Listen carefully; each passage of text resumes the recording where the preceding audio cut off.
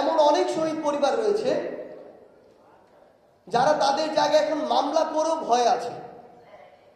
তাদেরকে ছাত্রলীগ, আওয়ামী লীগ, যুবলীগের অনেক ক্যাডাররা পলিটিক্যালি নেগোসিয়েশন করে তাদের চোখের সামনে দিয়ে হেঁটে বেড়ায়। এই নেগোসিয়েশন হয়েছে টাকার বিনিময়ে, হয়েছে জনশক্তি সাপ্লাইয়ের বিনিময়ে। কোথায় সাপ্লাই দেয়? তাদের মিছিলে। আমরা একটা জিনিস শুধু বলতে চাই, পাপ কখনো বাপকেও ছাড়ে না। শেখ হাসিনা নিজেকে ফেরাউনের চেয়ে বড় ভাবা শুরু করেছিল। একটা না একটা সময় পর বাংলাদেশের ইতিহাসে সবচেয়ে লজ্জাজনক পতন হয়েছে তার।